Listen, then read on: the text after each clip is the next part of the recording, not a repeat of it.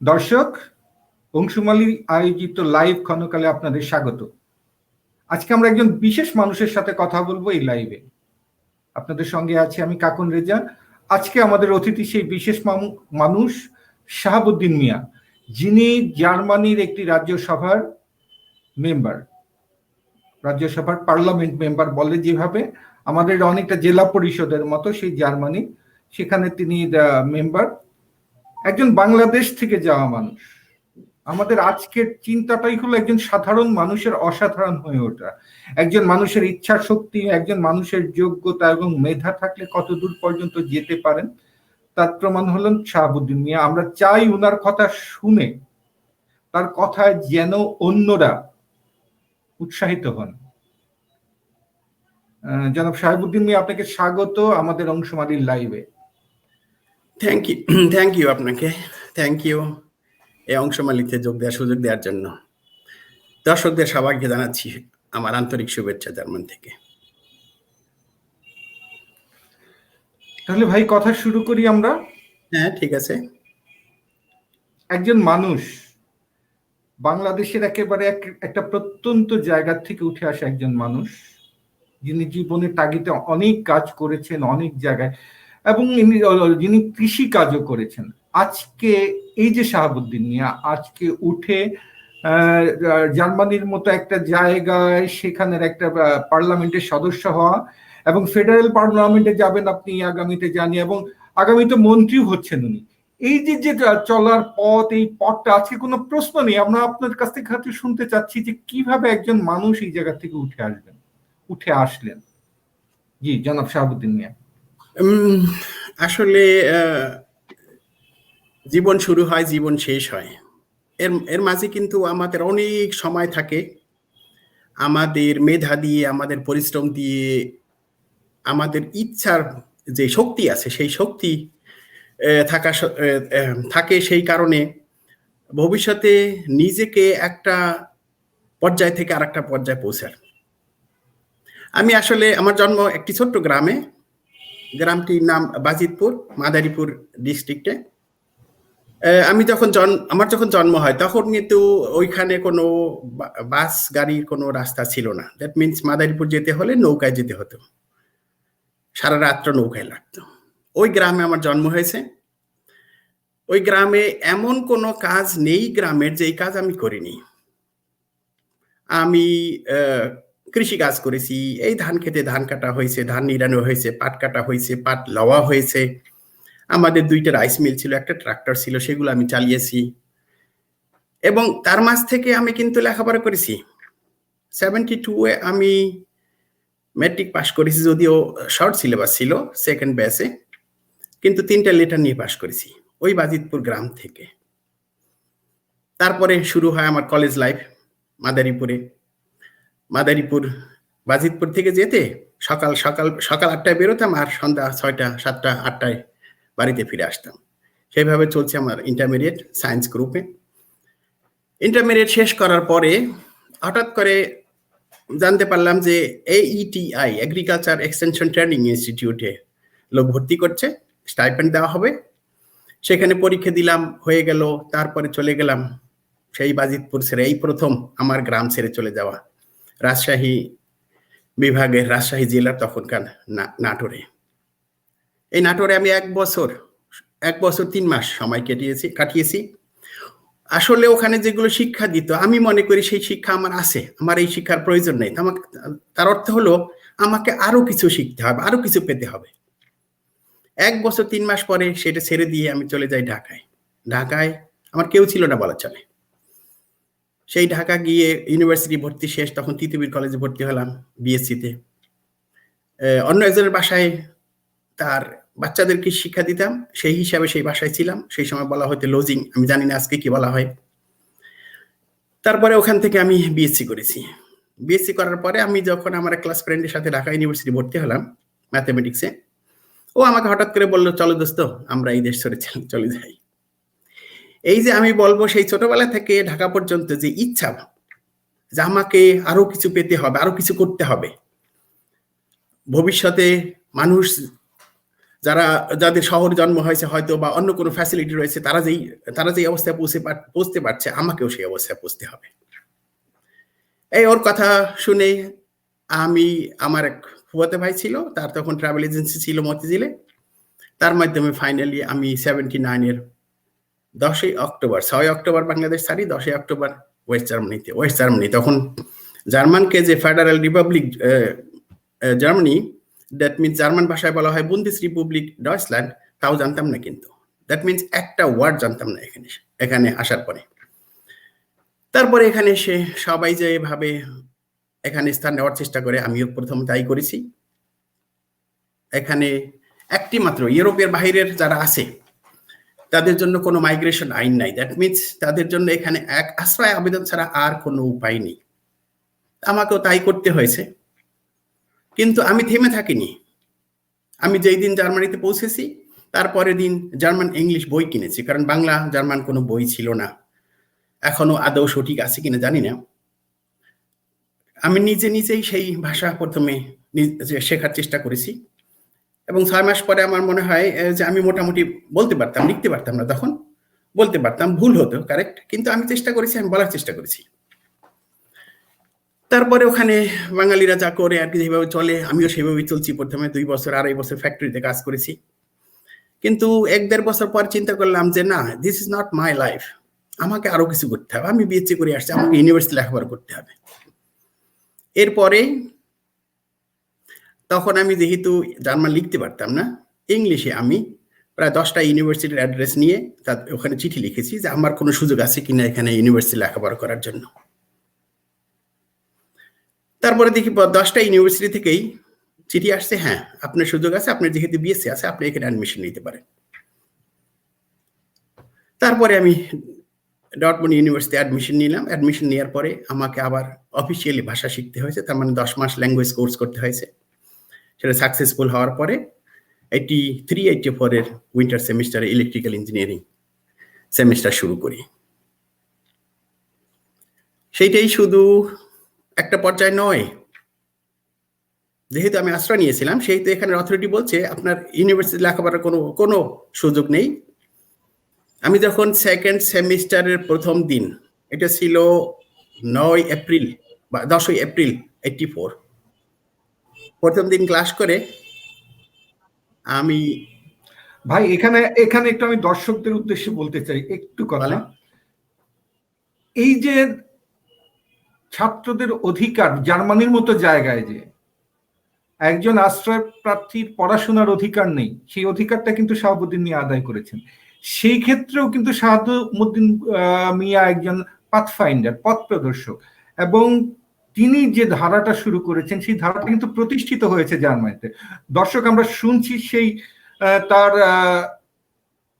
পড়াশোনার অধিকার ফিরে পাবার কাহিনীটি শাহাবুদ্দিন মিয়া। সেটাই শুরু করতে যাচ্ছিলাম যে আমি 10 এপ্রিল 1984 প্রথম সেমিস্টার, প্রথম দিন আমাদের ক্লাস হয়েছে, ক্লাসে গিয়েছি। আমি তখন স্টুডেন্ট হোস্টেলে ছিলাম। ক্লাস শেষে হোস্টেলে এসে দেখি আমার নামে একটা চিঠি আসছে এখানে অথরিটি থেকে, ফরেন অফিস থেকে। ওখানে লেখা আছে যে আপনাকে অনুরোধ করা যাচ্ছে আগামী 48 ঘন্টার মধ্যে এই দেশ ছেড়ে চলে যাওয়ার জন্য, তা না হলে কিন্তু আমরা বাই ফোর্স আপনাকে পাঠিয়ে দেওয়া হবে। ওই মুহূর্তে আমার কি অবস্থা ছিল আমি আজকে বলতে পারবো না, তবে আমি প্রথমে একটু হাসছিও, কারণ আমি জানি আমি ইউনিভার্সিটিতে লেখাপড়া করতে চাই। সারা পৃথিবীতে ইউনিভার্সিটি ছাত্ররা লেখাপড়া করে, ছাত্রছাত্রীরা, সবারই অধিকার আছে, আমার কেন অধিকার থাকবে না? তখন আমি প্রথমে ওই ফরেন অফিসকে ফোন দিয়ে বলি যে আপনারা একটু শান্ত হন। সঙ্গে সঙ্গে চলে যায় ছাত্র সংগঠনে। আমার পরিচিত অনেক ছাত্রছাত্রী ছিল, বিশেষ করে ইরানিরা আমাকে যথেষ্ট সাপোর্ট দিয়েছে, জার্মানরাও সাপোর্ট দিয়েছে।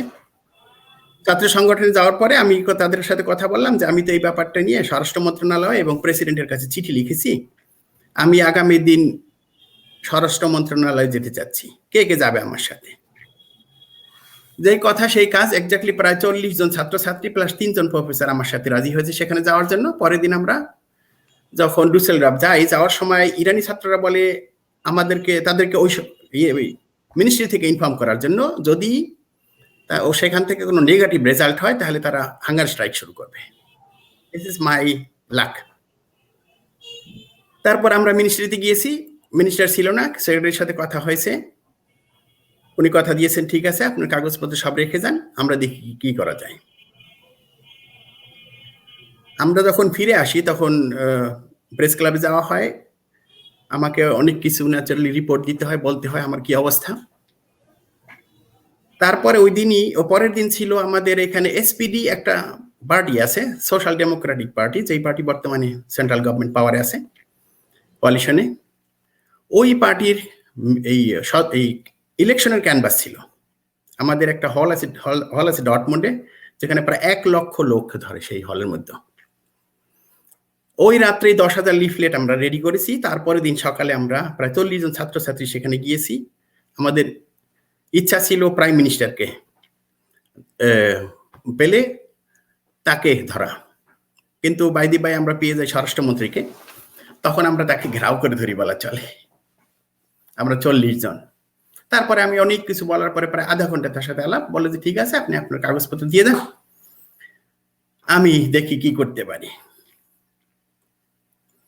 তো ওকে, তাকে কাগজপত্র দেওয়া হলো, কিন্তু আমাকে কয়েকজন ছাত্র বললো দেখেন দেখো এইখানে তো মিনিস্টারের সাথে কথা হয়েছে, সে কথা দিয়েছে, কিন্তু কোনো মিডিয়া জানতেছে না। তখন কিন্তু আমাদের আজকের গুগল ইন্টারনেট কোনো কিছুই ছিল না। তখন কি করা যায়, পরে একটা মিউজিক গ্রুপ ছিল, এই একটা হলে মিউজিক অনুষ্ঠান ছিল, সেখানে কয়েকটা গ্রুপ আসবে, ওদের সাথে আলাপ করলাম যে আমি কি একটা বক্তব্য রাখতে পারবো কিনা। প্রথমে ওরা না বলছে, তারপর বলছে যে হ্যাঁ ঠিক আছে, 8টার সময় একটা মিউজিক গ্রুপ নেমে আসবে স্টেজ থেকে, আর একটা গ্রুপ উঠবে স্টেজে, আপনার এই সময় আছে। আমি 1 পেজের একটা বক্তব্য লিখেছিলাম, সেই বক্তব্যটা আমি আজও রেখে দিয়েছি, আমার একটা ফাইল আছে। এই কারণে আমি স্টেজে ওঠার পরে সব লাইট বন্ধ করে দেওয়া হলো, শুধু আমার পুল্ট যেখানে আমি দাঁড়ানো স্টেজ, ওখানে লাইটটা অন করা যাতে আমি পড়তে পারি। আমি সেই বক্তব্য রাখার পরে আমি আমার জীবনে আর কোথাও পাইনি, প্রায় 30,000 থেকে 35,000 দর্শক ছিল সেখানে। আমার বক্তব্যের পরে প্রায় 20 থেকে 25 মিনিট তারা হাততালি দিয়েছে। এবং আমি যখন স্টেজ থেকে নেমে আসি, অনেকে আমার কাছে এসে আমাকে ঘেরাও করে ধরছে, আপনাকে কিভাবে সাহায্য করতে পারি। এইটাকে বলবো আমি জীবনের একটা অংশ, ইতিহাস, যেটা আমি ভুলতে পারবো না কোনোদিন। ওইটাই ছিল আমার বড় সাকসেসফুল ব্যাপারটা ইউনিভার্সিটি লেখাপড়া করার জন্য, কারণ আমি চাচ্ছি যে আমার অধিকার আমাকে আদায় করতেই হবে, তাই আমি করেছি সেখানে। তারপরে আরো 2-3টা ব্যাপারে কাজ করতে হয়েছে, তারপরে আমার বিষয় দেওয়া হয়েছে এখানে। এই যে সফলতা, এই যে আপনার মানে জার্মানির মতো একটা জায়গায় গিয়ে আমাদের একটা প্রত্যন্ত অঞ্চল থেকে, সেই মাদারীপুরের একটা শরীয়তপুরের একটা গ্রাম থেকে উঠে এসে ঢাকায় কিছুদিন থেকে তারপর জার্মানির মতো, যে এই যে মনোবল, এই যে যে সাহস, এই সাহসটা কিভাবে মানে এই সাহসের এই মানে ইয়ের উৎসটা কোথায় ভাই? সাহসের উৎস কোথায় এটা তো আমি বলতে পারবো না, কিন্তু আমি একটা জিনিস বলি, সেটা হলো আশা থাকতে হবে, ইচ্ছা থাকতে হবে। আমি মনে করি যার কোনো আশা নেই, কোনো কিছু পাওয়ার ইচ্ছা নেই, তিনি বেঁচে নেই। এবং মনোবল থাকতে হবে সেই আশা পূরণ করার জন্য। আরেকদিকে বলা চলে, আমি যেটা সবাইকেই বলি যে আমি অনেক কিছু আশা করতে পারি, তবে আমি সব আশা মানুষের পূরণ হয় না। যেই যখন একটা আশা পূরণ হয় না, সেটাও মেনে নিতে হবে, তাহলে কিন্তু মানুষ সুখী থাকে। তবে চেষ্টা এবং ভাগ্য, এই 2টা জিনিস যদি একসাথে থাকে তাহলে মানুষ অ্যাডভান্স হয়। এবং আমার জীবনে আমি এই পর্যন্ত যত কিছু করেছি, এবং আশা করি আগামী বছরেও তাই হবে, যে আমার প্রচেষ্টা যেটা আছে এবং ভাগ্য আমাকে সাপোর্ট করবে, আমি সেই পর্যায়ে পৌঁছাবো। ভাই আপনি তো জার্মানে আসলেন, সে তখন বাংলার সাথে বাংলা এবং জার্মানের ভাষার কোনো বই নেই, আপনার ইংরেজিতে সহায়তা করতে হলো, অথচ সেই ভাষাকে নিয়েই আপনি আজকে একটা প্রতিষ্ঠান চালাচ্ছেন, বিশাল একটা প্রতিষ্ঠান। এই কথাটা যদি একটু জানতাম আমরা। আসলে সেই এই দিক থেকে বলতে হলে মানে মানুষকে প্রত্যেকটা দিকেই অ্যাক্টিভ হতে হয়, প্রত্যেকটা সাইডে। তার মানে আমি এখানে প্রথমেই তো বলছি যে যখন আসছি তখন একটা ওয়ার্ড জানতাম না। আমি আজকে বলবো যে আমি নিজে অনুভূতির থেকে বলতে পারছি না কোনটা আমার মাতৃভাষা, বাংলা না জার্মান। আপনার সাথে যেমন বাংলা বলছি, একজন জার্মানের সাথে আমি একই অনুভূতিতে জার্মান ভাষা বলছি। আসলে এই ভাষা শিখতে হলে প্রথমে ন্যাচারালি গ্রামার শিখতে হয়, যদিও আমি প্রথমে বই কিনে গ্রামার সেইভাবে শিখতে পারিনি, পরে ইনস্টিটিউশনাল শিখতে হয়েছে। কিন্তু আমার আপ্রাণ চেষ্টা ছিল যে আমাকে এই ভাষা শিখতেই হবে। এবং আপনি জানেন আমি বলিনি কখনো, 1987-এ আমি কিন্তু ডর্টমুন্ড ইউনিভার্সিটিতে প্রায় 7 মাস জার্মান ল্যাঙ্গুয়েজের টিচার হিসাবে বিদেশিদের জন্য ছিলাম। কাজেই ভাষা শিখতে হলে এখানে টেলিভিশন দেখতে হবে, এখানে রেডিও শুনতে হবে, এখানে পত্রপত্রিকা পড়তে হবে, এখানে মানুষের সাথে কথা বলতে হবে, এখানে বই পড়তে হবে। এখানে শুধু ভাষার বই নয়, আরো অনেক বই আছে যেগুলো পড়ার জন্য মার্কেটে কিনতে পাওয়া যায়, সেগুলো কিনতে হবে। তাই ভাষা আমি মনে করি যে কোনো লোক ইচ্ছা করলে, সবাই পারবে কিনা জানি না, ইচ্ছা করলে যদি ইচ্ছা থাকে তাহলে সম্ভব। যদিও অনেকেই এখানে বলে, আমি যখন বলি যে ভাষা শেখার চেষ্টা করো, হ্যাঁ মিয়া ভাই আপনার মতো আরো দুইবার জন্ম নিলেও হবে কিনা জানি না, কিন্তু আমি এটাকে মেনে নিতে পারি না। তারা কখনো চেষ্টা করে না, হয়তো আমি জানি না।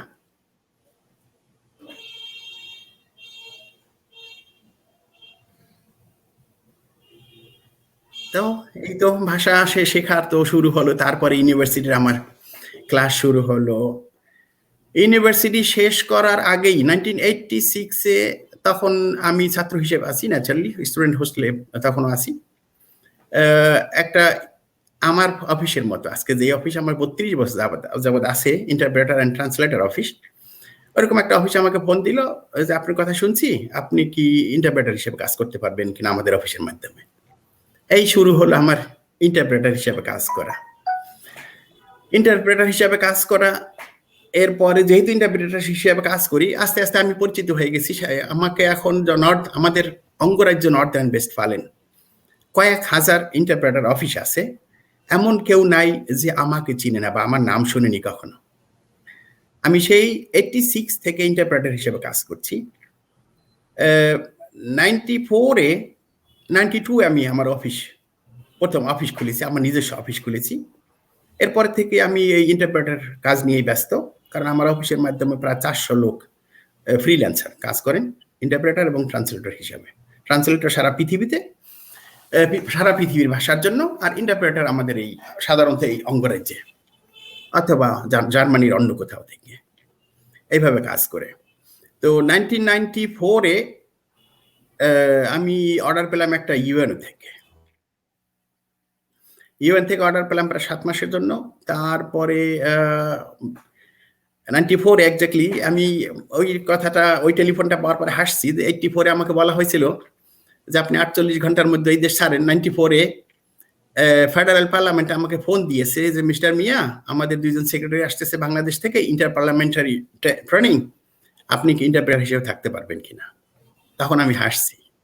ভাই আপনার এই জায়গায় একটু কথা বলি, আপনার যে দেশ ছাড়ার, আপনাকে জার্মান থেকে ছেড়ে যাওয়ার কথা বলা হলো, সেই ঘটনাটার মানে শুনে এসে তারপর আবার ভাষার ব্যাপারটায় যাই, সেই ঘটনাটা কিন্তু খুবই একটা মানে ভাইটাল পয়েন্ট আমাদের জন্য, যা কতটুক সাহস থাকলে মানুষ এটার মোকাবেলা করতে পারে। ওই যে বললাম আমি যে 35,000 লোকের সামনে বক্তব্য রেখেছি। তারপরে ওই দিন সন্ধ্যায় আমাদেরকে প্রেস ক্লাবে যেতে হয়েছে। এরপরের দিন ফালাও করে বিভিন্ন পত্রিকাতে প্রকাশ হয়েছে। কিন্তু এরপরে যেই ফেডারেল পার্লামেন্টের যে ইলেকশন ছিল, ইলেকশন শেষ হয়ে গেছে, কিন্তু স্বরাষ্ট্রমন্ত্রী কোনো সাড়া দিচ্ছেন না। আমি কয়েকবার ফোন দিয়েছি মিনিস্ট্রিতে, কোনো সাড়া দিচ্ছেন না। তারপরে একদিন হঠাৎ করে ডর্টমুন্ডে, আমি তখন ইউনিভার্সিটিতে, তো একটা সোশিয়াল একাডেমি আছে, ওখানে যারা সরকারিভাবে চাকরি করে তারা ওখানে লেখাপড়া করে, তো ওইখানে স্বরাষ্ট্রমন্ত্রী আসার কথা। আমাকে ওখানে যে ছাত্র সংগঠনের সভাপতি ছিল একটা মেয়ে, ও আমাকে ফোন দিয়েছে, এই ব্যাপার আমাদের এখানে তো স্বরাষ্ট্রমন্ত্রী আসতেছে, আমরা কিছু করতে পারি কিনা। আমাকে সবাই চিনত, আমি পরিচিত হয়ে গিয়েছিলাম। তারপরে আমি আমার ছাত্র সংগঠনের সাথে আলাপ আলোচনা করে সিদ্ধান্ত নেওয়া হলো যে ঠিক আছে, আমরা 10 থেকে 15 জন সেখানে যাব। তো ওই একাডেমির যে সংগঠনের সভাপতি ছিল ছাত্র সংগঠনের, সে নিজেই কয়েক পেজের একটা বক্তব্য স্টেটমেন্ট লিখে রেখেছিলেন আগের দিন, স্বরাষ্ট্রমন্ত্রী ওখানে ঢোকার পরে এই চেয়ারে বসার পরেই উনি স্টেজে গিয়ে সেই কয়েক পেজের স্টেটমেন্ট আমার ব্যাপারে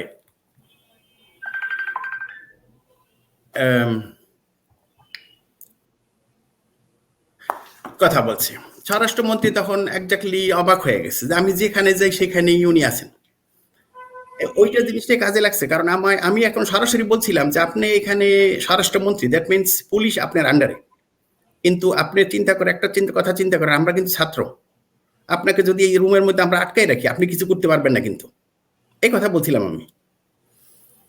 ওইটাই কাজে লাগছে। তারপরে সেই মিনিস্ট্রিতে গিয়ে পরে মনে হয় 2 থেকে 3 সপ্তাহ পরে এখানে ওই ডিস্ট্রিক্ট অফিসারে সরাসরি লিখে দিয়েছে যে তাকে স্টুডেন্ট ভিসা দেওয়া হোক। অনেক সময় লেগেছে, অনেক যুদ্ধ করতে হয়েছে, তারপর আমি সাকসেসফুল, আমি সেটা করতে পারেছি। এখন আমার ওই দুঃখের কথা মনে পড়ে না, কারণ আমি খুব ভালো আছি, সুখে আছি সবকিছু নিয়ে। জার্মানির মতো দেশে আমার জার্মান ভাষা বলছি তো মাতৃভাষার মতো, কেউ বলতে পারবে না আমাকে, যদি টেলিফোনে কেউ শুনে, আমার চেহারা কেউ না দেখে কোনো জার্মান, সে বলতে পারবে না যে আমি একজন বিদেশি। এই অবস্থায় আছি। তো ওই ডাক আসার কথাটা আমরা শুনছিলাম, মাঝখানে ঢুকে গিয়েছিলাম যে আপনার টেলিফোন এলো, ডাক এলো, এই কথাটা বলছিলেন আপনি, ওইটা শেষ করি, ওইটা শুনতে চাচ্ছি আমরা ওই জায়গাটা। টেলিফোনে যেটা বলতেছিলাম 1994-এ বলছি একটু শর্টে। 1994-এ আমি তখন আসলে ছাত্র হিসাবে কিন্তু এখানে বিদেশিদের জন্য, বিশেষ করে আমাদের থার্ড ওয়ার্ল্ড কান্ট্রির জন্য এখানে কোনো সাপোর্ট দেওয়া হয় না। দ্যাট মিনস নিজেকে পরিশ্রম করতে হয় বা পার্ট টাইম জব করতে হয়, সেখানে তার মাধ্যমে লেখাপড়া করতে হয়। আমি ওই সময় বাই অলরেডি ড্রাইভিং লাইসেন্স করার 2 বছর পরে ট্যাক্সি ড্রাইভিং লাইসেন্স করেছিলাম। তো আমি রবিবারে রাত্রে ট্যাক্সি চালিয়ে মনে হয় 2টার দিকে বাসায় এসেছি, ঘুমিয়েছি। সকাল 9টার দিকে ফোন আসছে ফেডারেল পার্লামেন্ট থেকে। আমার স্ত্রী টেলিফোন ধরছে, কিন্তু সে বুঝতে পারেনি, সে কিন্তু জার্মান ছিল, অরিজিনাল জার্মান। আমাকে দিছে, ফেডারেল পার্লামেন্ট ফোন দিছে, তুমি ধরো না কেন? তারপরে আমি ধরলাম। তারপরে আমাকে বললো যে হ্যাঁ মিস্টার মিয়া, আপনাকে তো আমাদের প্রয়োজন, আমাদের 2জন সেক্রেটারি আসতেছে বাংলাদেশ থেকে ট্রেনিং এর জন্য, 3 সপ্তাহের জন্য, আপনাকে সেখানে থাকতে হবে যদি আপনি রাজি থাকেন। ন্যাচারালি আমি ইন্টারপ্রেটার, আমি টাকা পাবো, আমি কাজ করবো, আমার কোনো আপত্তি ছিল না, যেহেতু আমার সময় ছিল। তারপরে ওই 2জন সেক্রেটারি, ওনারা 2 সপ্তাহ বনে ছিলেন, 1 সপ্তাহ বার্লিনে ছিলেন। ওনারা যদি বেঁচে থাকেন তাহলে আমার কথা শিওর তাদের মনে আছে, আমার সাথে আর দেখা হয়নি কখনো। ওনারা যাওয়ার সময় বলে গিয়েছিলেন সরাসরি যে মিয়া ভাই, আসলে আমরা জার্মানিতে যা পেয়েছি তার 90% আপনার অবদান, কারণ ভাষা হলো মেইন জিনিস। তখন আমি ওই যে টেলিফোনটা পেয়ে না, তখন আমি রিয়েলি হাসছি যে এই দেশ থেকে আমাকে 48 ঘন্টার মধ্যে এই দেশ থেকে চলে যাওয়ার জন্য বলা হয়েছিল, অথবা বাই ফোর্স পাঠিয়ে দেওয়া হবে, সেই দেশে ফেডারেল পার্লামেন্ট আমাকে ফোন দিচ্ছে তাদের সাথে কাজ করবো কিনা। তখন আমি হাসছি। একজন মানুষের মনোবল কতটা শক্ত থাকতে পারে, এবং তাকে ডাকতে বাধ্য হয় ফেডারেল পার্লামেন্ট থেকে, এটা আপনারা শুনছেন। আমরা শুনবো আরো কথা।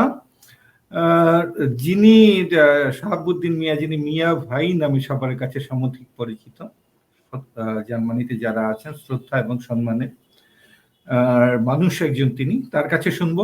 এখন শুনি ভাই আপনার রাজনীতিতে চলে আসার। আজকে আপনি জার্মানের অন্যতম প্রধান একটি দলের স্থানীয় শাখার সভাপতি হিসাবে আছেন, ডিস্ট্রিক্ট পার্লামেন্টেও আছেন। এই যে রাজনীতিতে চলে আসার ঘটনাটা আমরা শুনতে চাচ্ছি ভাই। আসলে আমি যখন ইউনিভার্সিটি লেখাপড়া করি তখন থেকেই কিন্তু ক্লাইমেট চেঞ্জের ব্যাপারটা বিজ্ঞানীরা আলাপ আলোচনা করছিল, বিভিন্ন মিডিয়াতে আসছিল, এবং ওই সময় কথা ছিল যে বাংলাদেশের মতো দেশ এক সময় সমুদ্রে আংশিকভাবে ডুবে যাবে।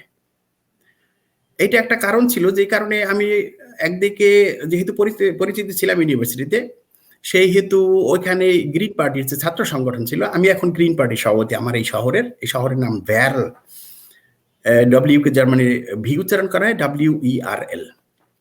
তো আমি ওখানে ওদের ছাত্র সংগঠন ছিল, ওই ছাত্র সংগঠনের মাধ্যমে আমি ক্যান্ডিডেট হয়েছিলাম পার্লামেন্টের, ইউনিভার্সিটির ছাত্র সংগঠন পার্লামেন্টের, এবং আমি সেখানে পাশ করেছি, 1 বছর সেখানে পার্লামেন্ট ছিলাম।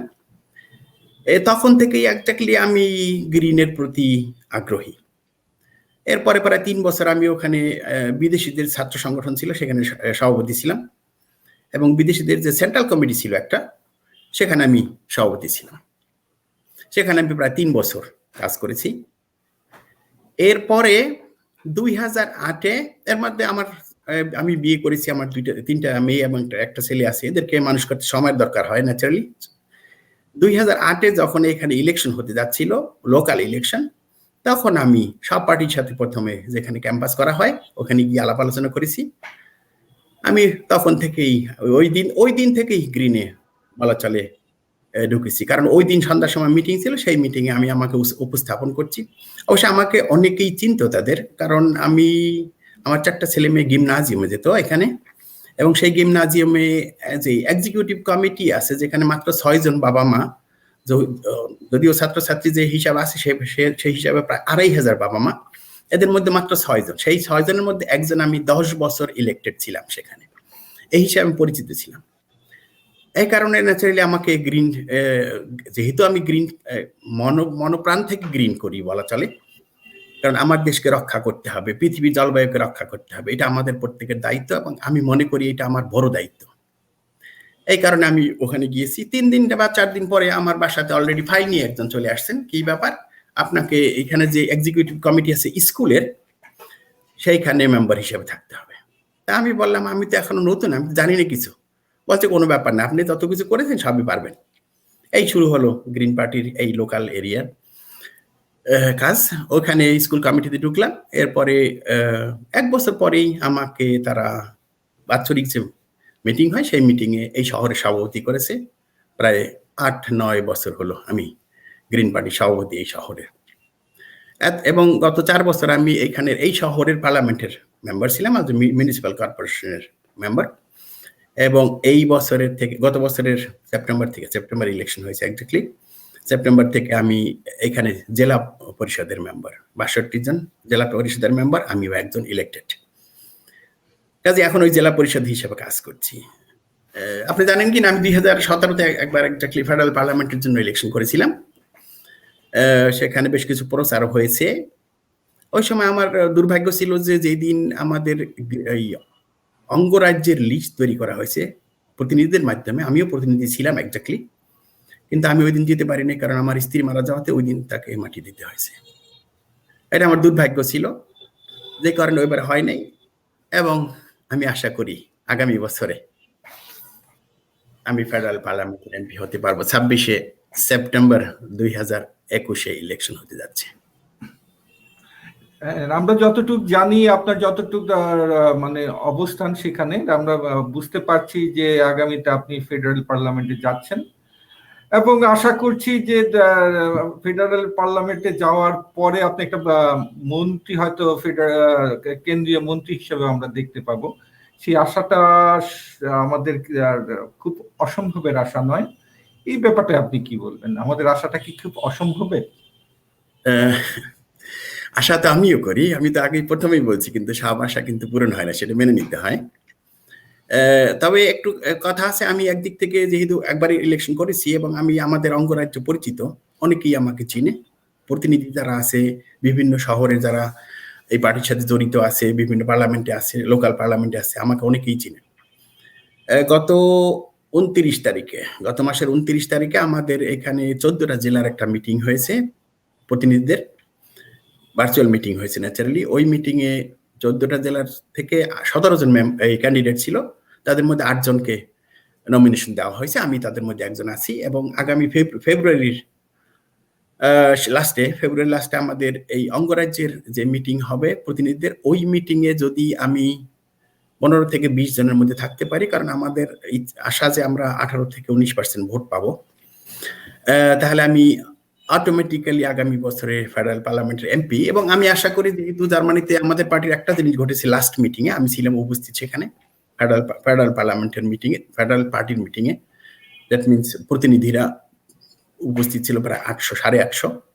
সেখানে একটা সিদ্ধান্ত হয়েছে এর মধ্যে। সেই সিদ্ধান্তটা হলো, যেমন জার্মানিতে, বিশেষ করে বাংলাদেশেও এখন আছে, যে একটা পদ যদি খালি হয়, একটা মেয়ে অথবা একটা পুরুষ, একটা মেয়ে এবং একজন পুরুষ যদি সেখানে ইন্টারভিউ দেয়, যদি কোয়ালিফিকেশন সেম থাকা হয়, তাহলে কিন্তু মেয়েকে নেওয়া হয়। তার মানে মেয়েদেরকে অগ্রাধিকার দেওয়া হয় এই ক্ষেত্রে। এবং আমাদের পার্টি সিদ্ধান্ত নিয়েছে যে এরপরের থেকে আমরা এই মাইগ্রেন্টদের ব্যাপারেও সেই সিদ্ধান্ত নেব। এটা কিন্তু আমার জন্য ভালো, কারণ আসলেই সত্য আমাকে হার্ড পরিশ্রম করে এই পর্যন্ত আসতে হয়েছে। একটা ওয়ার্ড জানতাম না, আজকে তাদের সাথে মাতৃভাষার মতো কথা বলছি। তাদের দেশের সমস্ত কিছু নিচের থেকে উপর পর্যন্ত সবকিছু আমি জানি। আমি যেই কথাগুলো বলেছি লাস্ট তখন ক্যান্ডিডেট নমিনেশন দেওয়া হয়েছে, আর কেউ কিন্তু সেই কথা বলতে পারেনি। কাজে আমি আশা করি হয়তোবা ডেভেলপমেন্ট মিনিস্ট্রিতে আমি বসতে পারবো।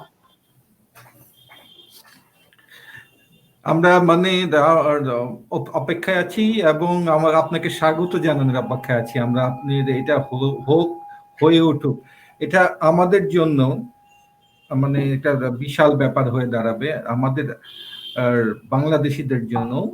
যেহেতু আপনার অরিজিন বাংলাদেশের, বাংলাদেশি বংশোদ্ভূত, আপনি বাংলাদেশকে অস্বীকার করতে পারবেন না। অতএব আমাদের বাংলাদেশের জন্য একটা সৌভাগ্য যে আমাদের একজন মানুষ জার্মানির মন্ত্রী হিসাবে কাজ করছেন, জার্মানির উন্নয়নে কাজ করছেন। তো মিয়া ভাই, আরেকটা প্রশ্নের দিকে যাই। এই যে আপনি রাজনীতি করছেন জার্মানিতে, এই যে জার্মানির রাজনৈতিক আবহ, এই যে তাদের মত প্রকাশ, চিন্তার প্রকাশ, শেয়ারিং এর জায়গাগুলো আছে, এর সাথে আসলে আমাদের এই উপমহাদেশের, ভারতীয় উপমহাদেশের রাজনীতির তেমন পার্থক্যটা কি? এই রাজনীতির পার্থক্য কিন্তু অনেক আমি বলবো। এখানে জার্মানিতে আমি বলবো গণতন্ত্র যদি বলতে হয় তাহলে এখানে আছে। ন্যাচারালি এখানেও এই যে ধর্মীয় একটা অংশ আছে, সিডিইউ একটা পার্টি, ক্রিস ডেমোক্রেটিক ইউনিয়ন, তাদেরকে যারা ধর্ম বেশি বিশ্বাস করে তারা হয়তো ভোট দেয়, কিন্তু তারপরেও এখানে কিন্তু ওইভাবে না। এখানে মৌলবাদী শুধু বলা চলে, যেমন রাইটিস্ট যারা আছে, হিটলারের দল বলা চলে। আমি বলবো না সরাসরি, কিন্তু এখানে এএফটি একটা পার্টি আছে, এটা নতুন পার্টি করেছে, কিন্তু অন্য হিটলার সাপোর্টার যারা ছিল এরা অন্য নাম দিয়ে এখন এএফটি করে ফেডারেল পার্লামেন্টেও আছেন। আমি আশা করি আগামী ইলেকশনে ওনারা মাত্র এখন 90 জন আছেন, হয়তো 20-25 জন যেতে পারবেন, এর বেশি না। কারণ ওইটা ছিল যেহেতু 2014-তে জার্মানিতে প্রায় 8 লক্ষ বিদেশি আসছে, এইটার বিরুদ্ধে কথা বলে তারা পার্লামেন্টে গেছে। আমাদের দেশের যে ইলেকশন গুলো হয় সেগুলো কতটুকু কারেক্ট আমি বলবো এখানে ইলেকশন 100% কারেক্ট। আমি কয়েকবার ইলেকশনে প্রিজাইডিং অফিসার হিসেবে কাজ করছি, একটা সেন্টারের দায়িত্ব আমার কাছে ছিল। আমি বলবো একদম 100% শিওর একটা ভোটও এদিক ওদিক হওয়ার কোনো সুযোগ এখানে নেই। এটা 1 নম্বর। 2 নম্বর হলে আসলে ভোটের যে গণতন্ত্র, এটি গণতন্ত্র হতে হলে মানুষের শিক্ষার প্রয়োজন আছে এবং প্রচার মিডিয়ারও দরকার আছে সেই সাথে, কারণ মানুষকে বুঝাতে হবে। কারণ একটা দল যদি নমিনেশন পায়, মানে অনুমোদন পায়, কিন্তু সেই দলকে কেউ চিনে না, বা তাদের কি ইচ্ছা, তাদের প্রত্যেকটা দলের কিন্তু একটা গঠনতন্ত্র থাকে, সেই গঠনতন্ত্র হিসেবে ওই দল কাজ করে। কাজেই একটা দল অনুমোদন পেলেও কিন্তু কোনো প্রকাশ হয়নি, তাদেরকে সমান অধিকার দেওয়া হবে মিডিয়াতে।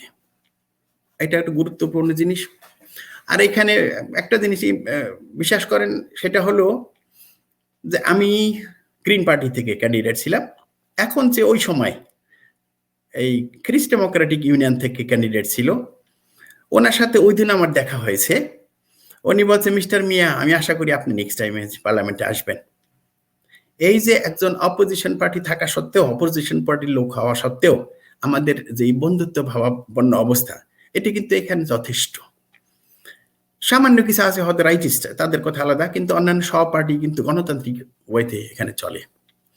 এবং আমি বলবো আমাদের দেশে যে গণতান্ত্রিক ওয়ে যেগুলো, সেই ওয়েগুলো ফিরিয়ে আনতে হবে বা চালু করতে হবে। রাজনীতি করতে হলে শুধু এই দেশে কিন্তু কেউ টাকা পয়সার জন্য রাজনীতি করে না। বাংলাদেশে হয়তো অনেকেই অনেক টাকা পয়সা ইলেকশনে খরচ করে, যে রাজনীতিতে ঢুকতে পারলে আমি হয়তো কিছু করবো। আসলে এটা কিন্তু গণতন্ত্র নয়। আমাদের এখানে কোনো লোক টাকার জন্য এখানে রাজনীতি করে না, এবং প্রয়োজনও নাই সেটা। এবং তাদের ওই ছোটবেলা থেকে শিক্ষা দেওয়া হয়েছে যে না, এগুলো প্রয়োজন নাই দেশে, এখানে এই জন্য এখানে কেউ করে না রাজনীতি। যদি বলবো গণতন্ত্র এখানে আছে, হিটলারের সময় অন্য অবস্থা ছিল। আমি আশা করি যে আর কোনোদিন পৃথিবীতে কোথাও আসবে না। আমরা সবাই, সারা পৃথিবীর মানুষ একসাথে গণতান্ত্রিক ভাবে মৌলবাদ বাদ দিয়ে খেয়ে বেঁচে থাকতে পারবো, এটাই আমার আশা। আমি এই জন্য বাংলাদেশের জন্য কাজ করছি। আমি আমার গ্রামে একটা স্কুল করেছি, সেখানে কিছু দরিদ্র লোক আছে, তাদেরকে আমি প্রতি মাসে টাকা পয়সা দিই, অনেকের ঘর করে দিয়েছি। আমি যে গ্রিন মুভমেন্ট একটা অর্গানাইজেশন করেছি, আপনি জানেন কিনা জানি না, গ্রিন মুভমেন্ট অর্গানাইজেশন ঢাকাতে আছে। আমি চেষ্টা করছি বাংলাদেশ আমার জন্মের দেশ, আমার মাতৃভূমি, আমার দেশের মানুষ ভালো থাক, সুস্থ থাক, ভবিষ্যতের জেনারেশন ভালো থাক সারা পৃথিবীতে, সেই ইচ্ছা করে আমি কাজ করছি। দর্শক, এই যে মিয়া ভাই জার্মানিতে প্রতিষ্ঠিত, রাজনৈতিকভাবে প্রতিষ্ঠিত, ব্যবসায়ী হিসাবে প্রতিষ্ঠিত, তিনার ভাষার, আন্তর্জাতিক ভাষার যে এই অনুবাদের ব্যবসায়ীটা বিশাল ব্যক্তি পেয়েছে, সব দিক দিয়ে একজন সফল মানুষ। অথচ চিন্তা করেন দেশের কথা, আমাদের দেশের যে না করলেও চলে, তিনি এখন একজন জার্মান, পরিষ্কার কথা উনি একজন জার্মান, কিন্তু এখনো তার বুকে বাংলাদেশকে ধরে রেখেছেন। অথচ এই যে মিয়া ভাই, এই ক্ষেত্রে আবার কথা বলি যে আপনি ওই দেশ থেকে বাংলাদেশকে বুকে ধরে রেখেছেন, অথচ দেখেন আমরা অনেক কথা শুনছি, বেগম পাড়ার কথা শুনছি, যে বাংলাদেশ থেকে সেকেন্ড হোমের কথা শুনছি, অনেকে চলে যাচ্ছেন বাংলাদেশকে। এই যে পার্থক্যটা, এই যে মনোবৃত্তি, এই ব্যাপারটা যদি কিছু বলতেন মিয়া ভাই। আসলে আমি বলবো, সেটা আমার ব্যক্তিগত ব্যাপার, ন্যাচারালি আমি বলবো যে একটা দেশে জন্ম নিয়ে, যে দেশে আমি 24 বছর বাস করেছি, সেই দেশকে আমি ভুলতে পারবো না, আর কেউ ভুললেও আমি ভুলতে পারবো না। এবং আমি মনে করি ওই দেশের জন্য আমার কিছু দায়িত্ব রয়েছে এবং আমি চেষ্টা করছি সেই দায়িত্ব পালন করার জন্য। কাজে আমি ভুলতে পারবো না কোনোদিন। আমি আশা করি, সবার কাছ থেকে আশা করি, কতগুলো জিনিস আছে সেগুলো এখানে বলা ঠিক হবে না, জানো মনে হয় যেগুলো আমি বাস্তবে দেখেছি। সেটা হলো, আমাদের দেশে আমি যখন ছিলাম তখন বাংলাদেশের পরিস্থিতি কিন্তু আমি বলবো সম্পূর্ণ আলাদা ছিল এবং ভালো ছিল। এই কারণে আজকের বাংলাদেশে বলা ঠিক হবে কিনা জানি না, আমার স্টাডিতে বলে 99% মানুষ শুধু টাকার পিছনে ঘুরছে, কিন্তু টাকা দিয়ে মানুষ সুখী হতে পারে না, টাকাই সবকিছু নয়। কাজেই আমি প্রেম প্রীতি ভালোবাসা যেটা ছিল সেটা হারিয়ে যাচ্ছে। আমি আশা করি সবাই মিলে আমরা আবার সেই প্রেম প্রীতি ভালোবাসা বাংলাদেশে ফিরিয়ে আনতে পারবো, যাতে আমরা সবার সাথে মিলে বসবাস করতে পারি। শুধু টাকার পিছনে ঘুরলে কোনো কিছু হবে না। এই যে দক্ষিণ এশিয়ার রাজনীতিতে অর্থ একটা বড় ব্যাপার হয়ে দাঁড়ায়, একটা বড় ফ্যাক্টর হয়ে দাঁড়ায় মিয়া ভাই। তো আপনি বললেন যে জার্মানিতে এই ব্যাপারটা নেই। উন্নত বিশ্বের যে দেশগুলো আছে, জার্মান সহ অন্যান্য দেশগুলো, তো রাজনীতি শুধুমাত্র রাজনীতি, আমাদের অনেক ক্ষেত্রে দেখা যাচ্ছে পেশাকেও রাজনীতি বলা হচ্ছে, যে রাজনীতি একটা পেশা। এটা যে মানব কল্যাণ, সমাজের জন্য, রাষ্ট্রের জন্য, কল্যাণের জন্য কাজ করা, এই যে নিবেদন, এই নিবেদিত দিকটা থাকার কারণেই, এই যে উন্নত বিশ্বের মানুষের মধ্যে এই নিবেদনের দিকটা থাকার কারণেই, দেশের প্রতি টান থাকার কারণেই কি আজকে তারা বিশ্বের প্রথম শ্রেণীতে কিনা মিয়া ভাই? একদিক থেকে হ্যাঁ সঠিক, কিন্তু অন্য দিক থেকে বলতে হলে আমি বলবো যে আজকে যে তারা ডেভেলপড হয়েছে এর পিছনে কিন্তু অন্য কারণও আছে। ইউরোপ ঠান্ডার দেশ, দ্যাট মিন শীতকালে আমাদের এই সময় এখন হয়তো টেম্পারেচার ওইভাবে কমছে না, এমন অবস্থা হয় আপনি যদি বাহিরে -10 -15 থাকে, আপনি বাহিরে 10 মিনিট যদি খালি গায়ে দাঁড়িয়ে থাকেন তাহলে আপনি মারা যাবেন, আপনাকে কোন ডাক্তারও বাঁচাতে পারবে না। তার মানে তাদের জীবনযাত্রা এই অবস্থায় ছিল দেখেই তারা হয়তো বাধ্য হয়েছে টেকনিক্যাল ডেভেলপমেন্টের জন্য। জার্মান তো আজকে থেকে ডেভেলপ না, প্রায় 200-250 বছর যাবত, 250 বছর আগে থেকে তারা শুরু করেছে। টেকনিক্যাল ডেভেলপ একটা জিনিস, আর সামাজিক ডেভেলপ কিন্তু আরেকটা জিনিস। সেই টেকনিক্যাল ডেভেলপমেন্টের সাথে যদি সামাজিক ডেভেলপমেন্ট না হয় তাহলে কিন্তু পথ হারিয়ে ফেলে মানুষ। আমার মনে হয় বাংলাদেশে এই ঘটনাটাই ঘটছে। বাংলাদেশে সামাজিক পরিবর্তন হয়েছে, টেকনিক্যাল ডেভেলপ কিছুটা হয়েছে, সেটা একজাক্টলি আমি বলবো দেশের জন্য এনাফ নয়। জার্মানিতে আপনি বিশ্বাস করেন এই অনেক কিছু আছে, এই কারণেই তো ন্যাচারালি মানুষ চিন্তা করে না। এইখানে 18 বছর হলে যারা ইউনিভার্সিটি যাচ্ছে না, তাদেরকে সবাইকে কিন্তু 18 না 16 বছর পর থেকেই এখানে পেশা করার জন্য, মানে প্রশিক্ষণ নেওয়ার জন্য ঢুকতে হয়। 3 বছরের ট্রেনিং এর কয়েক হাজার পেশা আছে এবং প্রত্যেকটা এরিয়াতে সেই ব্যবস্থা আছে। বাংলাদেশে কোথাও ব্যবস্থাই তো নাই এখনো। আমি বলবো সামান্য কয়েকটা ইনস্টিটিউট হয়তো আছে, যেখানে আমিও এগ্রিকালচার ইনস্টিটিউটে ভর্তি হয়েছিলাম, সেই ট্রেনিং এর ব্যবস্থা এখানে আছে। তার মানে এখানে মানুষের মূল্যায়ন করা হয়। এখানে যে একজন যদি ফ্যাক্টরিতে পরিষ্কার করে, সুইপার হিসেবে কাজ করে, আর মালিক, তারা কিন্তু কেউ তাকে হেই তুমি কথা বলবে না। ওই সুইপারও বলবে হ্যাঁ হ্যালো মিস্টার মিয়া, ওই আরেকজনে সেই মিস্টার মিয়াও বলবে হ্যালো, একইভাবে নাম ধরে। এই যে কতগুলো আচরণ আমাদের দেশে, আমি বলবো আমাদের দেশে আরো কিছু কারণ আছে। সেটা হলো এই ব্রিটিশরা 190 বছর এখানে শাসন করে আমাদেরকে এখন কিছু অংশ উপরে রেখে দিয়েছে। তারা ওই মনে করে তারাই ওই ব্রিটিশের শাসক। এই তারা ওইভাবেই সাধারণ মানুষের সাথে ব্যবহার করে। আমরা যদি মানুষকে শ্রদ্ধা, স্নেহ, ভালোবাসা দিতে না পারি, তাহলে কিন্তু আমরা কোথাও কোনো সোসাইটিতে ভালো হতে পারবো না। সমস্ত কিছু থাকবে ধর্মের ঊর্ধ্বে। ধর্ম প্রত্যেকটা মানুষের ব্যক্তিগত ব্যাপার। সবার ঊর্ধ্বে থাকবে আমরা মানুষ। আমরা মানুষ হিসেবে বেঁচে থাকতে চাই। আমাদের প্রত্যেকটা মানুষের সম্মান, শ্রদ্ধা, স্নেহ দেয়া মৌলিক দায়িত্ব। মিয়া ভাই, আরেকটা কথায় চলে যাই।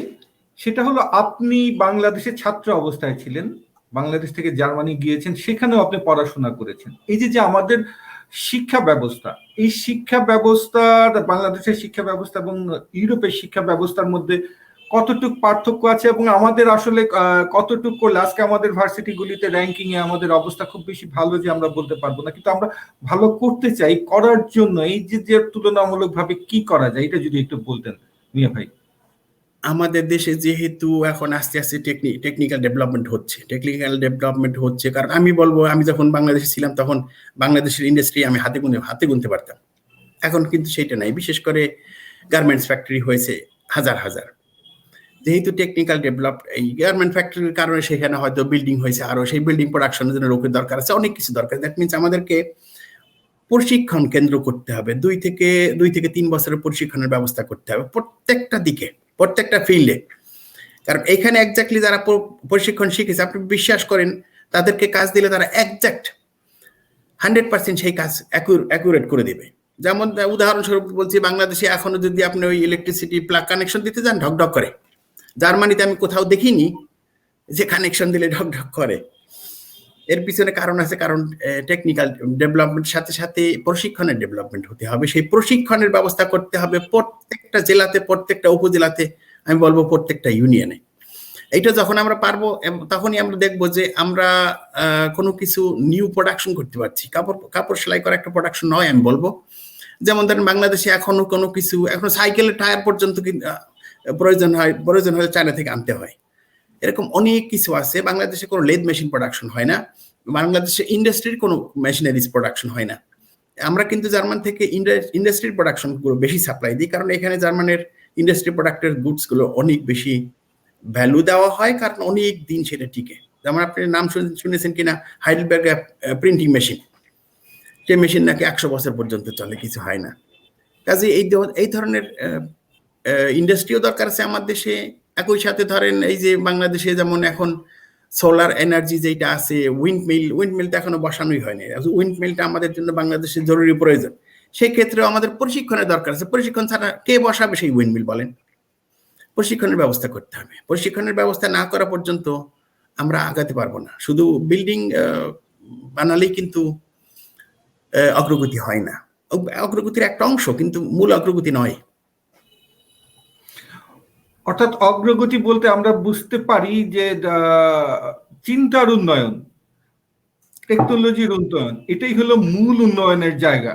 শুধুমাত্র নির্মাণ যদি উন্নয়ন হতো, তাহলে চিন্তার উন্নয়ন না হলে বা টেকনোলজির উন্নয়ন না হলে নির্মাণ শুধুমাত্র কংক্রিটের জঞ্জাল হয়ে দাঁড়ায়, তাই নয় কি মিয়া ভাই? হ্যাঁ, তাই আমি বলবো তাই। কারণ ওই যে এই জন্য বললাম যে শুধু উঁচু উঁচু বিল্ডিং করলেই কিন্তু অগ্রগতি হয় না। সেটা একটা অংশ, আবারও বলছি সেটা অংশ, কিন্তু আমাদের যেই অগ্রগতি হতে হবে আমাদের চিন্তাধারা দিক থেকে, আমাদের শিক্ষার দিক থেকে, আমাদের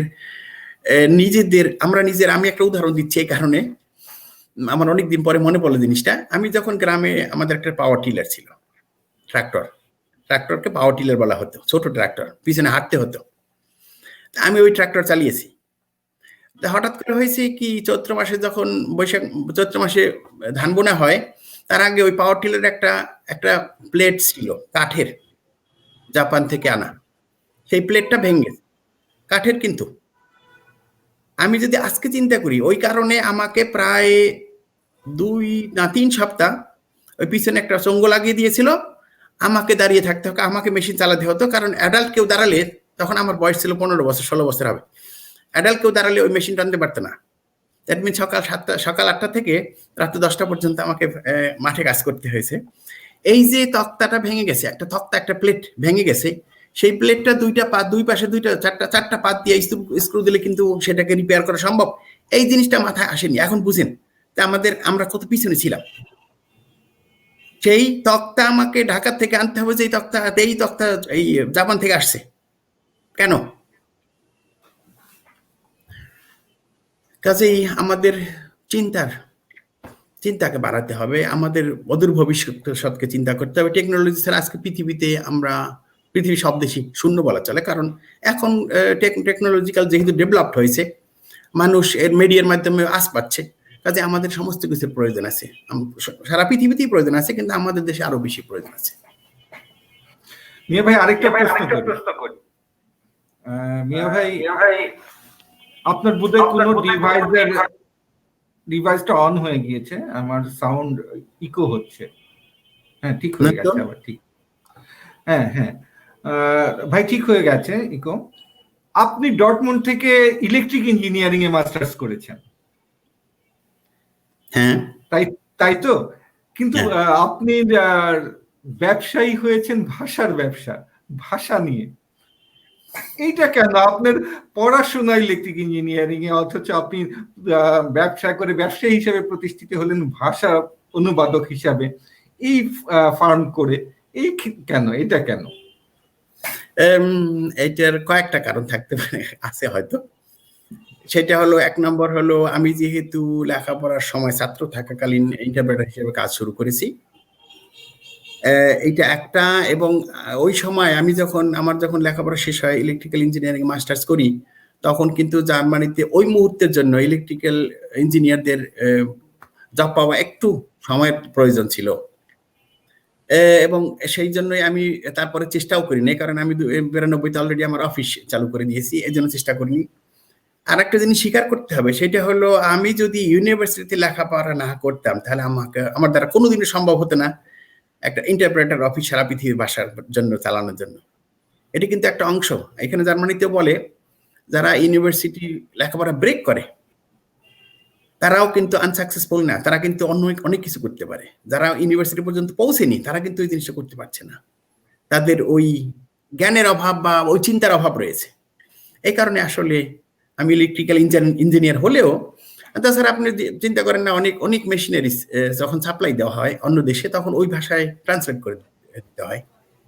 কাজে আমাদের ট্রান্সলেটরদেরকে সারা পৃথিবীতে প্রয়োজন আছে। কাজে আমি সেইভাবে কাজ করছি, এবং সারা পৃথিবীতে আমার ট্রান্সলেটর আছে যারা আমার জন্য কাজ করে। কাজে কোনো ব্যাপার নয় আমার জন্য। এটাও তো সাফল্যের আরেকটা জায়গা। আপনি রাজনীতিতে সফল, আপনি ছাত্র হিসাবে সফল, ব্যবসায়ী হিসেবে তো সাফল্যের এই জায়গাটা আপনার ফেলে দেওয়ার মতো না। সারা বিশ্বে আপনি কাজ করছেন, ভাষান্তরের যে কাজটা, এটা তো অনেক বড় ব্যাপার। এইখানেও দর্শকদের জানিয়ে রাখছি যে আমাদের মিয়া ভাই কিন্তু প্রতিটা ক্ষেত্রেই সফল হয়েছেন। এই যে সফলতা শুধু কি মিয়া ভাই যোগ্যতা, না সাথে ভাগ্যেরও প্রয়োজন হয়? যোগ্যতা এবং ভাগ্য দুটো একসাথে থাকতে হবে, তা না হলে হয় না। তবে আমি যদি বসে থাকি, ভাগ্য কোনোদিন আসবে না। তার মানে আমাকে প্রচেষ্টা চালাতেই হবে, আমাকে চেষ্টা করতেই হবে, তাহলে হয়তো বা ভাগ্য আসতে পারে। তখন যদি ভাগ্য সাথে থাকে, তখন মানুষ অ্যাডভান্স হয়। বিশ্বাস করেন, আমার যে অফিসটা চলছে গত 2014 থেকে, এই অফিসে, এই শহরের কেউ বিশ্বাস করবে না, আমি যে বাড়িতে আছি, আমার বাড়িতেই অফিস, কেউ বিশ্বাস করবে না যে এই বাড়িতে বসে $500,000 ব্যবসা করে সে। হ্যাঁ, কিন্তু আমি এখানে বসে, আমার বাড়িতে বসে, আমার গার্ডেনে বসে বলা চলে, আমি ব্যবসা করছি। এই যে পর্যায়ে পৌঁছে নিয়ে আসা, এর পিছনে অনেক কিছু কাঠখড়ি পোড়াতে হয়েছে না। আর এখনো এখানে ব্যবসা করতে হইলে আপনাকে অ্যাডভার্টাইজমেন্ট দিতেই হবে, বিভিন্ন পত্র পত্রিকাতে, টেলিফোন বইতে, ইন্টারনেটে। এগুলো তো আগে থেকে যেহেতু জানি, আগে থেকে দিয়ে আসছি, সেগুলো চলছে। আর আমি আমাদের অঙ্গরাজ্যে প্রায় সব আদালতের সাথে পরিচিত। এখানে প্রায় 6-7 প্রকারের আদালত আছে। বিচার আদালত ছাড়া আরো কয়েক প্রকার আদালত আছে। আমি মেইনলি কাজ করি এখানে অ্যাডমিনিস্ট্রেটিভ কোর্ট, যেটা এখানে বলে ফারভাল্টুংসগেরিcht, যেখানে আশ্রয় প্রার্থীরা যখন ফার্স্ট স্টেজে ফেডারেল অফিসে ইন্টারভিউ দেয়, ওখানে যদি নাকচ করে দেওয়া হয় তারপরে তাদের অধিকার আছে এই অ্যাডমিনিস্ট্রেটিভ কোর্টে আপিল করার জন্য। সেখানে এই আমাদের এই অঙ্গরাজ্যে 7টা কোর্ট আছে এবং 7টা কোর্টে আমি কাজ করি। ওই সব বিচারপতি আমাকেই প্রথম ফোন দেয়, আমাকে না পেলে তখন হয়তো কাউকে ব্যবস্থা করে অথবা আমাকে বলে যে অন্য কাউকে পাঠানো যাবে কিনা বাংলা ভাষার জন্য। আর অন্যান্য ভাষার জন্য, সারা পৃথিবীর ভাষার জন্য বিভিন্ন কোর্ট আছে। এখানে আরো অনেক কাজ আছে। পুলিশ হয়তো ফোন দিল, এখন আমার এই মুহূর্তের জন্য পোল্যান্ড ভাষার জন্য এখন তো বেশি লাগবে একজন। ওকে, আমার 4-5 জন আছে এই ইন্টারপ্রেটার, তারা ফ্রিল্যান্সার। আমি যাকে পেলাম তাকেই পাঠিয়ে দিলাম যে তুমি এখন যাও, পুলিশের কাছে যাও, কাজ করে আসো। ও আমাকে বিল পাঠিয়ে দিল, আমি পুলিশকে বিল পাঠিয়ে দিলাম। এইভাবে আমার ব্যবসা চলছে ঘরে বসে, বুঝছেন? ন্যাচারালি আমাকে কোর্টে যেতে হচ্ছে, ডেইলি কোর্টে যেতে হচ্ছে। আপাতত করোনার কারণে গত সপ্তাহখানিক যাবত বন্ধ, আরো 1 সপ্তাহ বন্ধ থাকবে, তারপরে আবার চলবে। করোনার কথা যখন উঠে এলো ভাই, তখন করোনা কালের কথা বলি। জার্মান যেভাবে করোনার এখন যে অবস্থা জার্মানের, জার্মান নিজেও বলছে যে এখনো সামাল দেওয়ার মতো অবস্থা নেই করোনা। তো জার্মানি যেখানে সামাল দিতে পারছে না, আমাদের মতো দেশগুলো, অনুন্নত দেশগুলো, তো এই ক্ষেত্র হিসেবে করোনা কালটাকে কিভাবে আপনি দেখছেন মিয়া ভাই? আসলে করোনা প্রথম যখন আমাদের এখানে শুরু হয়েছে মার্চের প্রথম দিকে, তখন কিন্তু যখনই প্রকাশ হয়েছে তখন কিন্তু এই দেশের প্রত্যেকটা লোকের ভয় ঢুকে গিয়েছিল যে কিভাবে কি করব। প্রথম লকডাউন দেওয়া হলো, সরকার তখন ডিক্লেয়ার দিল যে 3 মাসের জন্য যারা ছোটখাটো ব্যবসায়ী তাদেরকে সাপোর্ট দেওয়া হবে। ওই সময় ভালোই চলছিল। দ্যাট মিনস আমরা অনেকটা কমিয়ে আনতে পারছি।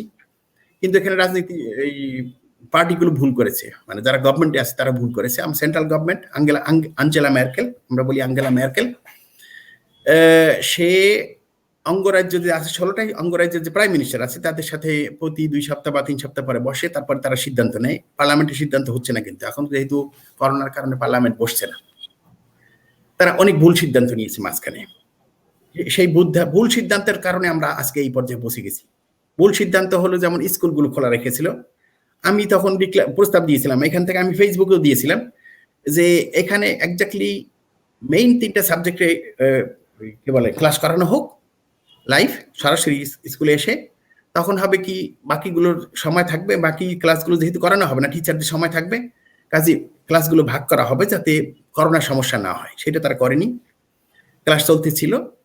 তাদেরকে তারা জানলা খুলে রাখো, এই দেশে তো ঠান্ডার দেশ, এখন যদি জানলার 2 পাশে খুলে রাখা হয় তাহলে কিন্তু মোটা কম্বল পরে থাকলেও কিন্তু ঠান্ডা লাগে, এই এক সমস্যা। তারপরে ছুটির সময় এরা ছুটি কাটাতে সুযোগ দিয়ে দিছে, প্লেনে যেতে পারবে সমস্ত কিছু। কিছুতেই সঠিক হয়নি, সেটার ভর্তুকি আমরা এখন দিচ্ছি। এখন যে লকডাউন অবস্থায় আছে, প্রায় 33,000 পর্যন্ত একদিনে ইনফেকশন হয়েছিল।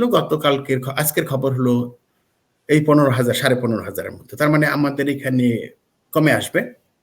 আগামী দিন থেকে আমাদের ভ্যাকসিন দেওয়া শুরু হতে যাচ্ছে।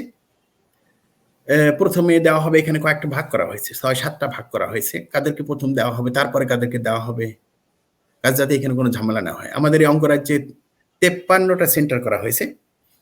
ওই 53টা সেন্টারে যারা ঢুকবে তাদের ঢোকার থেকে শুরু করে 1 ওয়ে রাস্তা, বের হওয়া পর্যন্ত সমস্ত জায়গাতে দেখাশোনার জন্য যেই লোকের প্রয়োজন সেই ব্যবস্থা করা হয়েছে।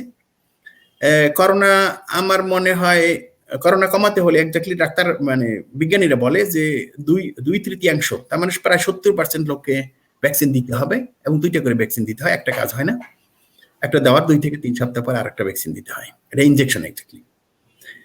বাংলাদেশের কথা, বাংলাদেশে প্রথমে যে অবস্থা হয়েছিল সেটা তো আমি অবাক হয়ে গেছিলাম যে হঠাৎ করে সরকার ছুটি দিয়ে দিল আর লক্ষ লক্ষ লোক ফেরিতে উঠে রাস্তায় এই লঞ্চে করে বাড়িতে যাচ্ছে। করোনা যদি ছড়ানো থাকে তখনই ছড়িয়ে গেছে। আমাদের এখানে কন্ট্রোল করা হচ্ছে আরো অনেক মানে কঠোর ভাবে। দ্যাট মিনস আমি এই মুহূর্তে যদি আমি হয়তো ডাক্তার কোনো কারণে আমাকে বলা হয়েছে ডাক্তারের কাছে যাওয়ার জন্য, এইখানে টেস্ট করার জন্য, আমি গেলাম, ধরা পড়লো যে আমি পজিটিভ। এরপরে কিন্তু আমি গত 14 দিনে কোথায় কোথায় গিয়েছিলাম সেগুলো ফলো করছে, এবং তাদেরকে ফোন দিয়ে পরিষ্কার বলতেছে আপনাদের 14 দিন কোয়ারেন্টাইন থাকতে হবে। এই সুযোগ কি আমাদের দেশে আছে? বাংলাদেশে নাই আমার মনে হয়। কাজেই সেভাবে হবে না। অবশ্য বাংলাদেশ একটু গরমের দেশ, হয়তো বা এই কারণে হয়তো করোনা কম হতে পারে, কিন্তু বাংলাদেশে কোনো হিসাব নাই। এখানে কিন্তু জার্মানিতে আপনি বলেন যে কোনো লোক মারা যাক না কেন, যতক্ষণ পর্যন্ত ডাক্তার, অফিসিয়াল ডাক্তার ডিক্লার না দেবে যে উনি মারা গেছেন, এই ব্যক্তি মারা গেছেন, ততক্ষণ পর্যন্ত তাকে মৃত্যু হিসেবে ধরে নেওয়া হবে না। তার মানে সেই ডাক্তার সার্টিফিকেট দিতে হবে। দ্যাট মিনস এখানে করোনায় কে মারা গেছে, করোনা ছাড়া কে মারা গেছে, সব হিসাব আছে। সেহেতু তারা একজাক্ট বলতে পারে যে যেমন গত 24 ঘন্টায় 200 সামথিং মারা গেছে। এর আগে কিন্তু প্রায় গত দিনের আগের দিনে প্রায় 750 মারা গেছে, তার আগের দিন 850 মারা গেছে একদিনে 24 ঘন্টায়, শুধু করোনাতে। এদের অন্য কোনো রোগ ছিল শিওর, শুধু করোনাতে মারা যায়নি। করোনা কিন্তু মেইন সমস্যা হলো যে এই লাঞ্চ ইনফেকশন। লাঞ্চ ইনফেকশন হলে যদি সময় মতো ট্রিটমেন্ট শুরু করা না হয় তাহলে কিচ্ছু করার থাকে না। কাজেই হয়তো বা বাড়িতে হয়তো ব্যথা হচ্ছিল হয়তো 6 ঘন্টা 7 ঘন্টা চলে গেছে, আর ইচ্ছা করে নাই, হতেও পারে। এই কারণে তাদেরকে রক্ষা করা সম্ভব হয়নি। তো এইখানে আমাদের যে সুযোগগুলো রয়েছে, আমি যদি এই মুহূর্তে ফোন দিই যে আমার শারীরিক অবস্থা এই, আমার হাসপাতালে যেতে হবে, যার মানে যদি 3 মিনিটের মধ্যে হাসপাতালে এই অ্যাম্বুলেন্স বাসায় পৌঁছতে না পারে, তাদেরকে কৈফিয়ত দিতে হয়, বুঝছেন? এই ফ্যাসিলিটি তো আমাদের দেশে নাই। কাজেই কি বলবো, করোনা আসলে আমি আশা করি তারপরও যাতে সবাই করোনা মুক্ত হোক, দেশ ভবিষ্যৎ এগিয়ে চলুক, এই আশা নিয়েই আমি সবসময় আসি, চেষ্টা করি কথা বলার জন্য। মিয়া ভাই, আরেকটা কথা এখানে আমি ভুলে গিয়েছিলাম। আপনি যখন আপনার প্রথম দিকে আবার একটু ফিরি, আপনি যখন এই যে আপনার পড়াশোনার অধিকার প্রতিষ্ঠা করার জন্য চেষ্টা করছিলেন, সেখানে ছাত্র সংগঠনগুলো কিন্তু আপনার পক্ষে ছিল। তো সেইখানে এই যে আপনি একজন বিদেশি, একজন বাইরের থেকে এসেছেন, তার পক্ষে ছাত্র সংগঠনগুলো দাঁড়িয়েছে, তো সেখানে ছাত্র রাজনীতি সম্পর্কে যদি একটু কিছু বলতেন। এখানে ছাত্র রাজনীতি হলো কি, এখানে এক্স্যাক্টলি ইউনিভার্সিটিতে এখানে যে সোশ্যাল ডেমোক্রেটিক পার্টি আছে, এসপিডি বলা হয়, এসপিডি সোশ্যাল ডেমোক্রেটিক পার্টি, ওদের যে ছাত্র অঙ্গ সংগঠন আছে, এরা কিন্তু সোশ্যাল ডেমোক্রেটিক পার্টির একটা অংশ হলো বিগ কোম্পানিদের জন্য, আর একটা অংশ হলো বামপন্থী বলে এরা, এটা হলো সাধারণ ওয়ার্কারদের জন্য। কিন্তু ইউনিভার্সিটি গিয়ে দেখেন যে ছাত্র সংগঠনে যারা আছে এরা কিন্তু সবই সাধারণ ওয়ার্কারদের জন্য, মানে সব মানুষের জন্য চিন্তা করে। এরা আমাকে সাপোর্ট দিয়েছে, ওদেরকে কথা বলার সঙ্গে সঙ্গে। আর আমাদের গ্রিন পার্টি যারা ছিল, গ্রিন পার্টি এক্স্যাক্টলি আমি বলবো একটা পার্টি আজবধি, যারা সব সময় মাইগ্রেন্টদের পক্ষে কথা বলে আসছে এবং এনভায়রনমেন্টের ব্যাপারে কথা বলে আসছে। এই গ্রিন পার্টি যে অঙ্গ সংগঠন ছিল, ছাত্র সংগঠন, সেই ছাত্র সংগঠন আমাকে সাপোর্ট দিয়েছে। এবং আমি আরেকটা জিনিস, ওই ইরানিদের অনেক ধন্যবাদ জানাই। বেশ কিছু ইরানি ছিল তখন ছাত্র সেখানে, ইরান, তারা আমাকে কিন্তু সবাই সাপোর্ট দিয়েছে, সবাই মনোপ্রাণ থেকে। তাই আমি ওই পর্যায় থেকে উঠে আসতে পারছি। মিয়া ভাই, আমরা তো প্রায় শেষের দিকে, এখন আমাদের সাথে অনেকেই ছিলেন, তার মধ্যে ছিলেন অনুশ্রী তরফদার পশ্চিমবঙ্গ থেকে, তপন মুখার্জি বলছেন শুনছি ভালো লাগছে, মধুবন্তী আছেন কানাডা থেকে, মাহবুবুল আলম বাংলাদেশ থেকে, উনি বলছেন মিয়া ভাইয়ের মতো মানুষ পৃথিবী জুড়ে ছড়িয়ে পড়ুক, ওনার সুস্থতা ও দীর্ঘায়ু কামনা করি, বাংলাদেশের গর্ব তিনি। আমি সবাইকে ধন্যবাদ জানাচ্ছি। আছেন মনিরা মিনি, সাথে আছেন অংশমালিক সম্পাদক জুবাইর সন্ধিও আছেন, বলছেন বাহ দারুণ লাগছে মিয়া ভাই, অনেক অনেক শুভেচ্ছা ও ভালোবাসা। থ্যাংক ইউ জুবাইর সন্ধি। হ্যাঁ, বলছেন প্রেরণামূলক।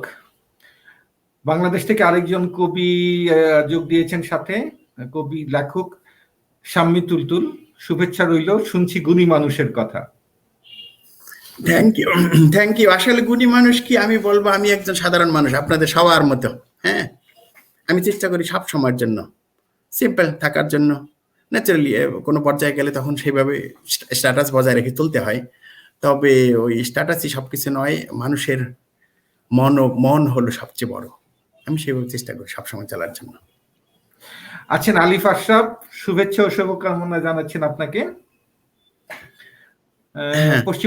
পশ্চিমবঙ্গ থেকে আছেন পঙ্কজ দাস, বলছেন এত গুণী মানুষ, ভালো লাগলো।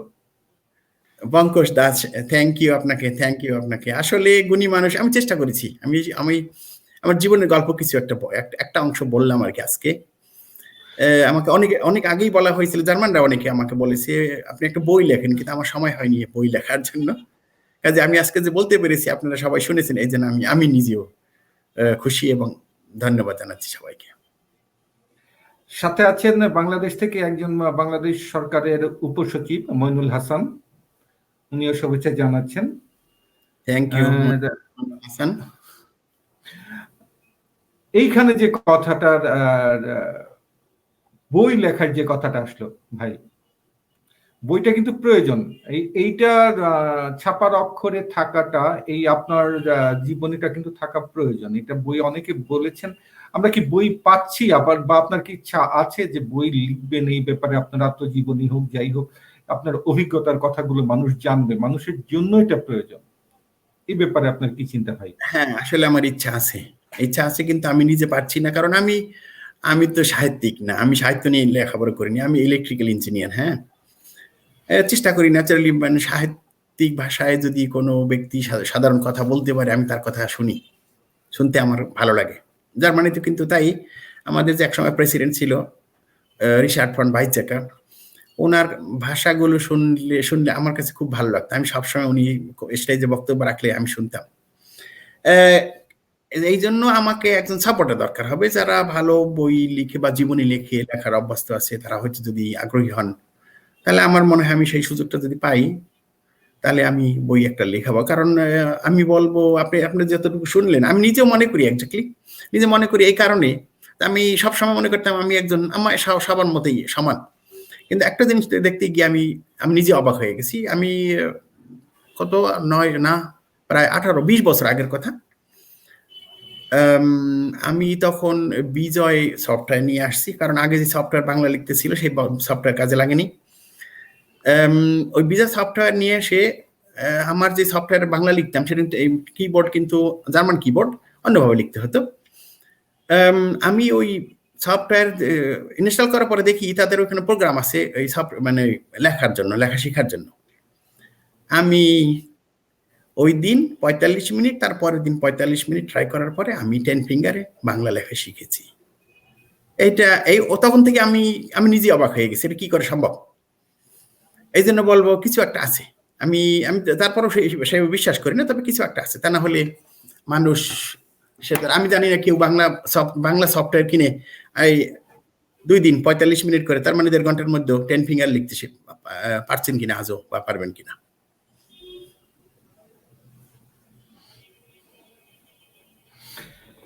আমরা শুনলাম শাহাবুদ্দিন ভাইয়ের কথা, মিয়া ভাইয়ের কথা, একজন সাধারণ মানুষের অসাধারণ হয়ে ওঠা। আসলে অসাধারণ হয়ে ওঠার পিছনে অনেকগুলো ফ্যাক্টর কাজ করে। উনি বলেছেন চেষ্টা এবং ভাগ্যের কথা। শুধু চেষ্টা ভাগ্য নয়, মেধারও প্রয়োজন হয়। এই তিনটার সমন্বয়েই বোধ একজন মানুষ সফল এবং তারপরে সার্থক হয়ে ওঠেন। আজকে আমাদের শাহাবুদ্দিন ভাই, মিয়া ভাই আমাদের একজন সার্থক মানুষ, শুধু সফল না, একজন সার্থক মানুষ অনেকজন সফল মানুষের জন্ম দিতে পারেন। যেমন তার প্রতিষ্ঠানে কাজ করছে অনেকের, কিছু সফল মানুষ সেখান থেকে বেরিয়ে এসেছে, তার রাজনীতি থেকেও হয়তো আগামীতে সফল মানুষ বেরিয়ে আসবে। এই যে সফল মানুষের সমষ্টির মূলে যিনি থাকেন তিনি সার্থক, এমন একজন মানুষ আমাদের শাহাবুদ্দিন ভাই, মিয়া ভাই আমাদের। এতক্ষণ শুনলাম তার কথা। আমাদের সময় শেষ, দর্শক আমাদের বিদায় নিতে হচ্ছে। আমরা শেষ মুহূর্তে অংশমালীর দর্শকদের জন্য শাহাবুদ্দিন ভাইয়ের, আমাদের মিয়া ভাইয়ের কিছু কথা শুনবো। মিয়া ভাই যদি কিছু বলেন। আসলে অংশমালিতে একটা অংশ পৃথিবী সাহিত্যের। আমি তো বলছি আমি সাহিত্যিক নই, সাহিত্যকে আমি ভালোবাসি, কিন্তু আমি একজন ইঞ্জিনিয়ার। সাহিত্য আসলে পৃথিবীতে টিকে থাকা একটা জরুরি ব্যাপার হয়ে দাঁড়িয়েছে, কারণ অনেক দেশেই ভাষা এত মিক্সড হয়ে যাচ্ছে যে সাহিত্য বলতে তখন কিছু থাকছে না। যেমন বাংলাদেশে এখন সাধারণভাবে বলা হয়, কেউ যদি মারা গেছে ইন্না লিল্লাহি ওয়া ইন্না ইলাইহি রাজিউন। কেন আমরা বাংলায় বলি না সেটা? আমরা কি সেই বাংলা ভুলে গেছি? কাজে আমাদেরকে সাহিত্যকে সারা পৃথিবীতে বাঁচিয়ে রাখতে হবে, বাংলা ভাষার সাহিত্যকে বাঁচিয়ে রাখতে হবে। ধন্যবাদ অংশমালী, বেঁচে থাক অংশমালী। অসংখ্য ধন্যবাদ মিয়া ভাই, আমাদের সময়, আপনার মূল্যবান সময় আমাদের দেওয়ার জন্য। আবারও এক সময় অংশমালীর পক্ষ থেকে আপনার সাথে কথা হবে। আবারও আমরা জানতে চাবো আমরা চেষ্টা করব আবার আপনার অভিজ্ঞতা শেয়ার করার জন্য দর্শকদের সাথে। সেই পর্যন্ত আপনার কাছ থেকে বিদায় নিচ্ছি, আবারও ধন্যবাদ জানিয়ে। দর্শক, আপনারা শুনলেন মিয়া ভাইয়ের একজন সফল মানুষের কথা, একজন সার্থক মানুষের কথা, যিনি মানুষের জন্য অনুপ্রেরণার জায়গা হয়ে আছেন, থাকবেন। এমন মানুষের সাথে আমরা আরো পরিচয় করিয়ে দিব। মিয়া ভাইয়ের সাথেও হয়তো আমরা আরেকবার বলবো। সেই পর্যন্ত ভালো থাকবেন, এই প্যান্ডেমিকে সুস্থ থাকবেন, সুস্থ থাকার চেষ্টা করবেন, স্বাস্থ্যবিধি মেনে চলবেন। সবাইকে ধন্যবাদ। ধন্যবাদ মিয়া ভাই আবারও। হ্যাঁ, ধন্যবাদ সবাইকে। স্বাস্থ্যবিধি মেনে চলার চেষ্টা করবেন কিন্তু সবাই। ওকে।